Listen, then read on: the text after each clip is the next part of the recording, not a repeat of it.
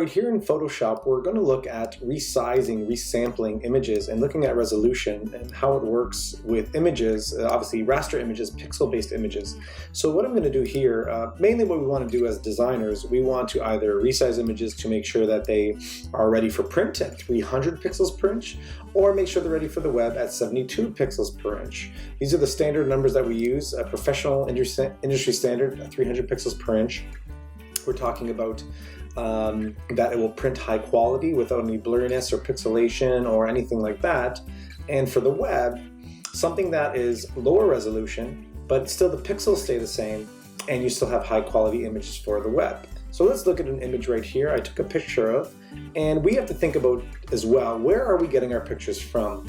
Number one, are we taking pictures ourselves with our own camera? Are we getting them from photographers? Are we finding them online? Are we using our phone? So we have to think about the kinds of cameras we're using to get these pictures, because it's going to dictate how big something can be printed. So if you have a high resolution, large megapixel camera, it's going to give you obviously a better option to make the picture bigger when you print it. Whereas if you have a lower resolution lower megapixel camera, it's going to give you less of an option, but you still might have some high quality images. So it does really depend on where you get your images from as well. So we're going to look at a couple different options here. So what I have to start with is this image here that I took. And the very first thing I want to do is I want to look at its components. What's it made of? How many pixels? What's the size of it? So I'm going to go to image and image size. This panel tells me everything I need to know about the image. So what it tells me is that it's 34 by 9 megapixels. So that's the image size. So like the file size of what it takes up. And that's pretty decent size. The dimensions here are the size of the pixel dimensions.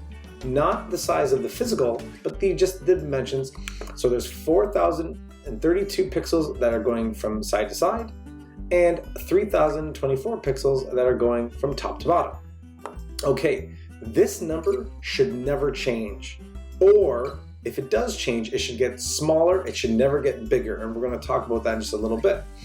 This area here are the physical dimensions, or the dimension size of the actual physical, if you were to print this. This actually has no relation to if you're making web graphics. You don't worry about this. This is only if you need to worry about if you're going to print it.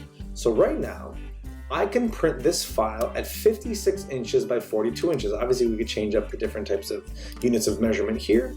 But the resolution is at 72 pixels per inch, so it might not turn out the best. When we print something, we want it to be 300 pixels per inch. That's an industry standard. So what I want to do here is I would want to increase the resolution to 300 pixels per inch. And make sure it's pixels per inch, not pixels per centimeter. If you make it pixels per centimeter and you make it 300, it's actually over 700 pixels per inch, which is not what we want. Industry standard, 300 pixels per inch. But watch what happens when I keep on this button here, resample. Resampling is a good thing that we use in Photoshop, but what it does is it takes the current pixels and the dimensions of those pixels, and it increases them, putting more pixels per inch inside this area. So every 1 inch of space will have more inches, okay? And let's see what happens. If I have resampling on, and I'm going to increase it to 300 pixels per inch. Watch your dimensions, your pixel dimensions, and watch your physical area too. What happens? So I'm going to click on 300.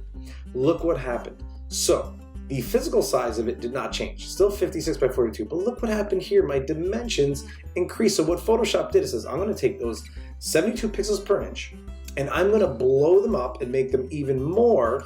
I'm going to make them fit 300 pixels per inch into 1 inch of space. So this is what happens. We get a massive amount, and as you can see in this sample window here, that the pixels just get stretched. So what Photoshop does, it interpolates, it figures out a way to more or less scale and stretch and figure out how to get more pixels inside of a square inch. And that's what happens, and that's obviously no good. If I press OK, once again, the physical dimensions will not change, so this will not change in its physical dimensions, but it changes its pixel dimensions, which is far more what we're looking at here. So now if I increase it, right now it's at 25%, if I increase it to 200 For me, 200% or even 100%, it's looking pixelated, it's not looking great. Okay, so let's undo that. And now I'm getting back to my normal size, and I like to look at this image 100%. Cool. Let me go back to image size. Command Option I. So this time, instead of, I want to set it to 300 pixels print because I want to get it ready for print. I want to click off of resampling and watch what happens. When I click 300, this number will stay the same, which is exactly what I want. I don't want that to change. The physical dimensions will change because I'm packing more pixels per inch inside of a 1-inch area. I need to see that the physical dimensions change, so they actually get smaller. So what this is telling me right now, if I wanted to print this image, the best resolution I can get, the best quality I can get, it's going to be a 13 by 10, more or less, size paper or whatever I'm going to print it on. And I'll say okay. So what happens? Not much happens to what we see here, because remember, the pixel dimensions did not change, but the physical dimension changed. And that's exactly what we see. So right now, this image is ready for print. I can print it, beautiful, it's ready to go. Now, let's look at the opposite of that. Let's look at preparing this new image now that I have, once again, at 300 pixels per inch. I want to prepare it for the web. So if I want to prepare this image for the web, what can I do?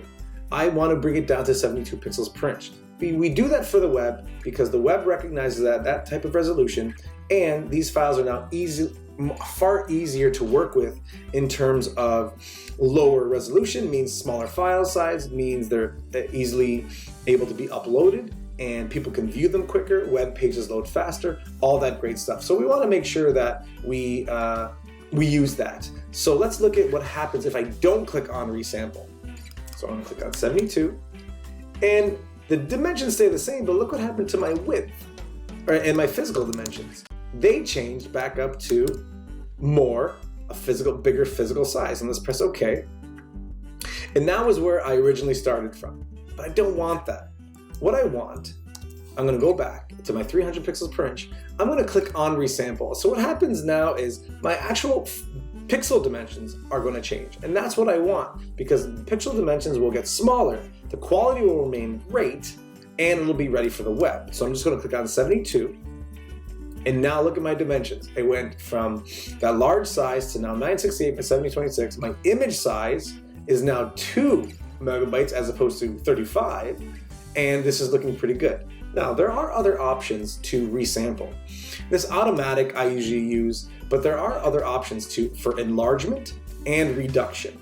Now, there are some of these that you can use that you might prefer. You could play around with them to see if you get a better quality image, but for the most part, automatic will work if you're doing something simple like this. If you want to play around with other options here for enlargement, which I really don't recommend, especially if it's a very textured and complex image like this, or if you wanted to play around with just a few other options here to see what kind of effects you get, I just keep it at automatic because, like I said, the quality of this was originally very good, and I'm just shrinking it down. I'm going to press OK.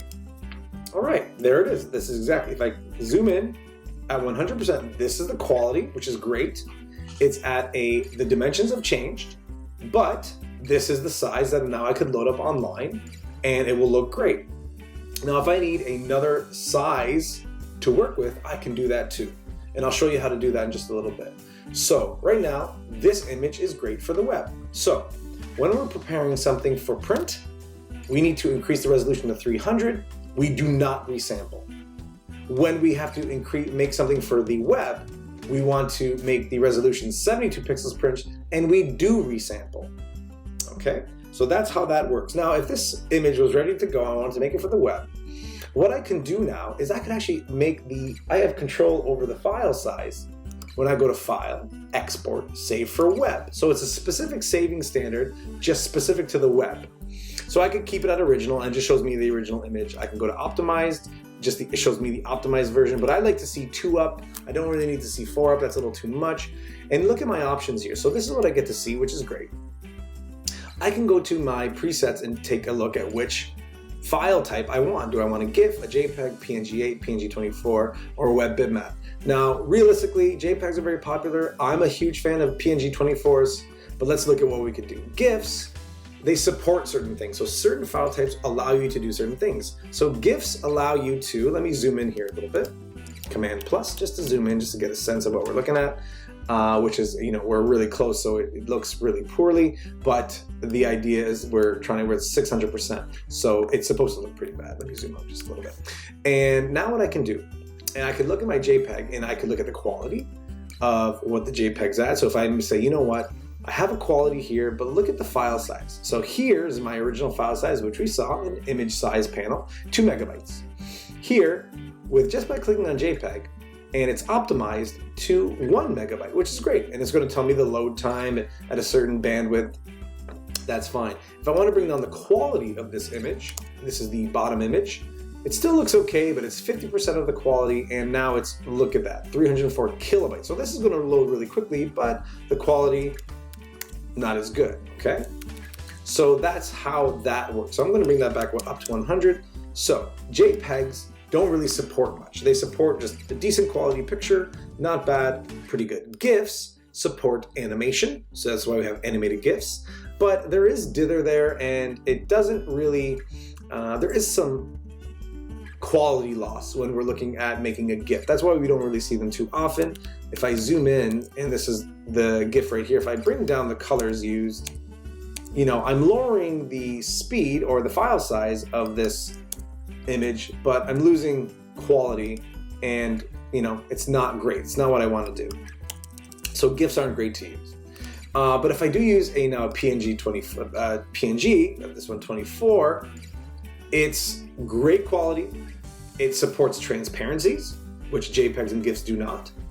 And it's just, for me, a better quality image to use online. However, we do have to be careful because it does have a large file size as well. It doesn't really change much. But if you can, use that by all means, but there really isn't a way for us to change up the quality of it unless I go to PNG 8-bit or 24-bit.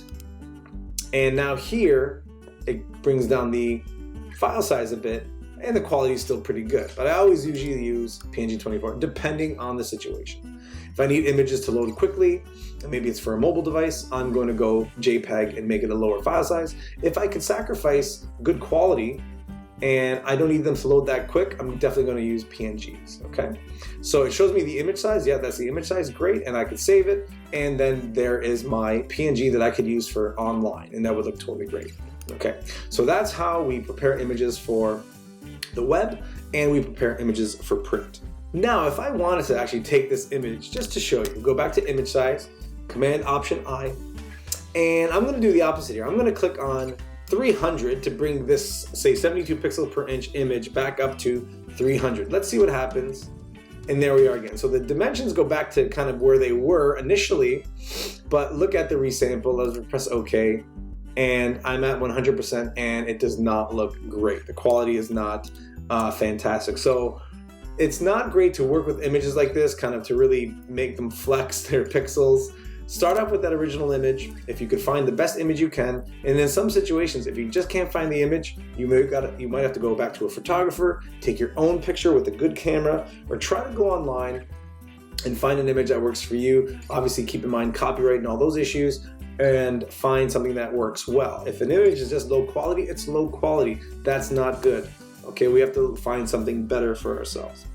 So the idea is that we never want to increase these pixels. The original pixels of the image, we never want to increase.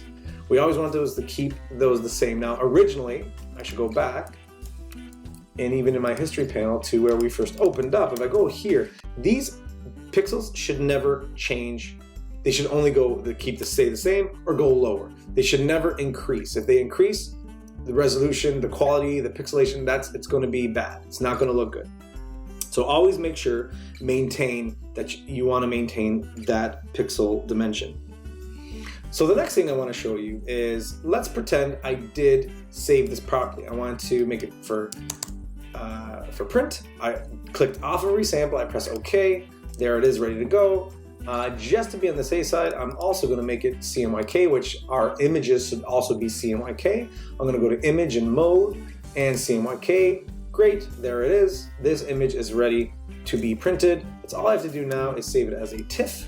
TIFF is your best quality for print, so that's why we want to do that. Let's just call this forest, and I'm going to keep it on my desktop, and I'll save it. And there we go. There's no layers, there's no transparency, image compression none, perfect. So the TIFF is a great file type to use if we're talking about printing.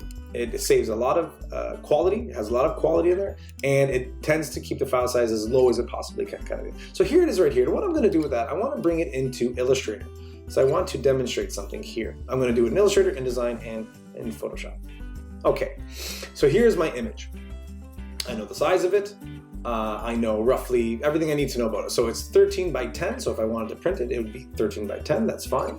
If I look over here in the links panel, what I will see is the image. Now, because I click and dragged it right into Illustrator, it embedded it. So that's the embedding icon. If I wanted to link it, I could just go to File and Place. And then when I place an image, now it's linked. And that's between linking and embedding. That's something a little different. So when I click on the image, look what I get here. I get a little bit of information about what is going on with this image. Okay, so the image tells me a few things. It tells me that it's 300 pixels per inch. It tells me the dimensions, just like we saw in Photoshop. It's 4,000 roughly by 3,000. So those pixel dimensions are there. And it tells me the size, the scaling, and all this as well. Now, if I were to enlarge this image, I'm actually doing something like in Photoshop. I'm interpolating, I'm asking Illustrator to interpolate, to figure out the pixels, and I'm actually enlarging it, and that's not a good thing. So if I enlarge this, I'm asking Illustrator to figure out how to stretch these pixels to make it bigger. Okay, so now it's a little bit bigger. Look what happened to my pixels per inch. 218, it shrunk. Even though my physical dimensions enlarged, and my pixel dimensions stayed the same, my pixels per inch changed, meaning the quality is now lower. The resolution is lower. And if I continue to increase, it continues to go down. And if I continue once again, and again, and again, I can roughly get down to, I was trying to get down to 72 pixels per inch. And now I'm at a web quality resolution. Meanwhile, it kind of looks okay, it's okay, not bad, but it is bad. You cannot enlarge pixels like that in Illustrator or in InDesign, because you will get a poor resolution. If I were to save this as a PDF and get this printed and bring it at wherever I have to bring it, when it gets printed, it's gonna be pixelated, it's gonna be blurry, it's not going to look good at all. So even though we enlarged the image, let me bring it back down now to its original size. Good, that's great, 300. Now if I bring it down even more, if I shrink it down, which I can do, I can definitely do with a raster graphic, I can shrink it, keep it the same, but I can never enlarge it. I have to go back to its original form and work with it in Photoshop. Now the pixel per inch is 628. Now that's huge, not necessary, but that's okay. The resolution is going to be fantastic. Anything over 300, some people say anything over 240 actually is good quality, but we want to keep that industry standard 300 pixel per inch. We know there's not going to be any issues with that, as long as the original image was high quality to begin with. So that's how that works. The same is true about InDesign. Let me actually open up a document in InDesign. And in my document in InDesign, I'm just going to do a quick little 8.5 by 11, not a big deal. And I'll just say create. And what I'll do is I will file place to show how to link it properly. File and place. And I will look for that image on my desktop. And it was forest. Okay, there we go. I'm gonna open it, there it is. Okay, really big. Now the quality does not look great right now. That's because of the preview mode. Actually, there it looks good. It's because of the preview mode. If I want, I can right click and go to display performance, a typical display. So it just makes things move a little bit quicker for me in InDesign. Or if I always want to see the best quality I can get, I go high quality display, and now I'm working with the best version, the best preview of this image. Now, once again, if I go to links in InDesign this time, it's the same idea. I click on the image and it shows me all this great information about this image. It's a TIFF, it's on page 1, it's CMYK, and here is my pixels per inch again, or effective PPI 2, and my dimensions as per usual. So once again, if I were to enlarge this, let's see what happens. Oh, wrong one, sorry. I increased just the frame, not the picture. There we go. If I enlarge this, look what happens. My effective PPI is 265. The actual, or what it was originally supposed to be, was 300. But the effective is what I want to look at, because now all of a sudden, it's losing its resolution. If I make it even bigger, sorry, once again, I just increased the frame. I need to increase the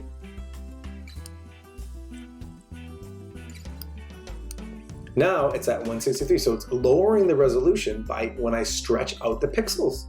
And we don't want to do that. What we do want to do, best case scenario, is we want to decrease the size of the image and get back to obviously a very good resolution. So the smaller we make it, the more it keeps its pixel dimension, but its physical dimension is changing, and therefore it's increasing in resolution, which is always good. We want really, really good quality. Anything over 300 would be great. So we also have to look at it there. Now, if I go back into Photoshop, the same thing is true here. If I were just to take this image that I know is 300 pixels per inch, it's looking good. If I take this image and stretch it, I am doing the exact same thing. I'm stretching pixels that are going to make it worse. The resolution is changing, the pixels are being stretched and interpolated in a way that Photoshop is saying, you want me to fit more pixels inside more pixels inside a 1 inch area, but I'm going to figure out how to do that, and it's not great. Pixelated, blurry. So we never want to increase the size of an image like this. We want to keep it the same or shrink it down. Okay, that's what we want to do. So that's how that works in terms of stretching out pixels and either keeping it the same or shrinking it down. Now, an interesting thing we could do in Photoshop is create the document we already want. So let's pretend that I want an image to be like a 5x5. So I'm going to say 5 inches by 5 inches, and it's going to fit in some type of frame, and this is the size of it, and whatever it happens to be. And it's 300 pixels per inch. Usually we would prepare our documents, our Photoshop documents, as RGB, meaning we have more access to Photoshop and all the different things it has. If I keep it at CMYK, I don't have access to everything, but in this situation it's okay because I'm not really doing any photo manipulation. I'm actually just going to play with it and resizing it in CMYK, so that's totally fine. So I'm going to press create. Now here is my document, and if I go to my image size, I can see that, yes, it is 5x5, it's 300 pixels per inch, it's 1500 by 1500 pixels. So I know too now, just by looking at this, if I ever wanted to find an image that would be, that would fit a 5x5 inch area that is 300 pixels per inch, I would have to look for an image online, or if I was going to take a picture or get one from a photographer, that the pixel dimension would have to be 1500 by 1500 if that's how I chose to measure it. So that kind of gives us an idea of what we're looking at there. So I'm just going to press OK. The great thing about this is now, if I were to bring in any image, I'm going to close my forest image now. If I were to bring in any image, which I'm going to just use this one again, at its original form, which is 56 by 42, 72 pixels per inch, at the dimensions of 4000 by 3000 roughly. When I bring this image into this document, it is automatically going to convert to CMYK and 300 pixels per inch. So this is the current size of it now. I'm going to click and drag. Maybe I should go to 100%. That's 100% there. And let me go 100% here, which I am. I'm going to click and drag this RGB image, 72 pixels per inch. I'm going to click and drag it into my new document and watch what happens. That's it. It is obviously a much bigger picture. To make sure I can see it all together, I'm just going to press Command T or Edit Free Transform. And this is the actual size of the image in this workspace, this CMYK 300 pixel per inch. It's huge, which is great. Remember, I never want to increase the size of these images, I want to bring them down. Now, before I even do anything, what I should probably do is convert it to a smart object, just in case I happen to shrink it and make it big and then shrink it and make it big again, it's not going to lose its original data. So now it's a smart object, I can see the icon right there. Command T, and I'm just going to shrink this down. Say just to fit it this way, I'm going to crop it in. Maybe I like this branch here. There we go. Now, this image, Command Option I, is automatically in a 5x5 inch space. It's 300 pixels per inch and 15 by 1500 pixels. The image size is 8 points, so the file size is more or less 9 megabytes. That's great. That's how it works. Okay. So if I ever want to prepare an image for print, usually what I do, go to my document, set exactly what I want it to be at, bring in an image, make it fit properly, and there I go. Now I could save this as a TIFF if I want, File, Save As, and I would go to making it a TIFF. There I am. There's layers. I'm just going to say I don't have to save it, but that's how I would do it, okay? Now let's do for something for web. So I'm going to make a new document, and this time I'm going to make it pixels, and let's say I needed something to be 1024, 768, standard size that we see online, 72 pixels per inch. This one I am going to make RGB, so when we're making something for print, the color space should be CMYK. When we're making something for the web, the color space should be RGB. When we're looking at something for the web, the idea is that we look at the web through a digital display on our phones, on our tablets, on a monitor, on a computer screen, on a TV. Those are all digital displays, and they use individual RGB pixels to show an image, to display an image. So that's why we use RGB. For print, an image is actually put together by cyan inks, magenta inks, yellow inks, and black inks. So that's why we have to convert it to CMYK so that the printers, the ripping software, recognizes the image as CMYK and can take it apart and put it back together in terms of using those inks. So we're going to leave it at that. This is the size I want. I'm going to press create. And here's my image space that I can use. If I click on image size again, I know it's 1024 by 768. It's 2.25 megabytes file size. And this doesn't even matter. The only thing that matters here roughly is that it's 72 pixels per inch, but this doesn't matter at all, the physical dimensions, because we're talking about web. It's a web picture or web image we're making. So it has nothing to do with its physical dimensions. I only need to know its pixel dimensions.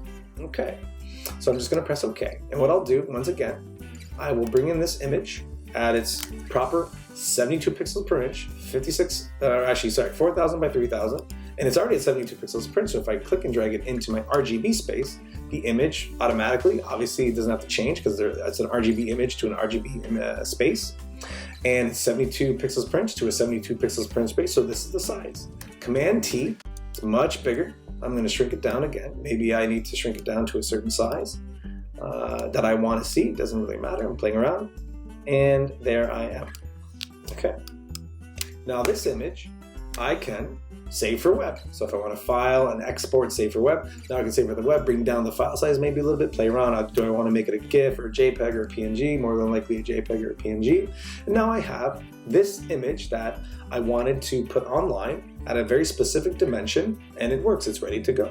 What I am going to do now is I am going to show how it doesn't matter what resolution it is when it's online, when it's on the web, on a digital, it's showing me on a digital display. So I will take this image, file, export, save for web, and I know it's 72 pixels per inch and the size of it, I'm going to save it. I'm going to say forest, and I'll say web. Okay, and that's on my desktop too. Now if I bring this, so right here I have a forest image, that's a TIFF, and I know that this image is 300 pixels per inch. It's CMYK. This image for the web is, let me actually just make it do this just to be on the safe side, forest print. What I'm going to do now is I'm going to take these two images and bring them into a web browser so I can see the difference. I'm going to bring it into Safari, and what I get are two different pages which show me both dimensions, or both images, and let's look at the difference. So, once again, here I have my image, my forest web image, and look at that. So obviously the pixels are different. They're 1,000 more or less by 700. These are 4,000 by 3,000. So the pixel size has changed. Of course, this is bigger now. It's 4,000, this is 1,000. That's the way I made it. But look at the quality too. So I have a 72 pixel per inch image, RGB, and look at the richness of the greens and the dark areas, very good contrast. But here's my CMYK image, not as good contrast, a little less. The image size is bigger, but it's still good quality. But the 300 pixel per inch doesn't really do anything here. It's only about the pixel dimension that makes it bigger, not the resolution. Resolution only pertains to print images. That's why we need to change it to 300 pixels per inch to get that proper quality. But really, it doesn't matter online. So here I have the CMYK image, 300 pixels per inch, and it shows online very well. There's nothing wrong with it. Obviously, there's issues with contrast, but all in all, it works fine. But preparing something properly, this is how we want to do it. So that's the difference, just to show you what happens when you bring in a proper image online, 72 pixel per inch RGB, and an image online that is CMYK 300 pixels per inch. Now let's look at the opposite idea. If I were to print an image that was 72 pixels per inch, RGB, that's a big no-no in the print industry. So what would happen is the image itself would be very pixelated. It would look very pixelated, and you'd be able to tell that, definitely. If I look at this contact sheet I made in regards to helping us understand the difference between something that's printed in terms of CMYK, RGB, and its resolutions, 300 pixels per inch, and versus 72 pixels per inch, here's what we get. So we get this really nice quality image here. Here it is at 300 pixels per inch, looks good.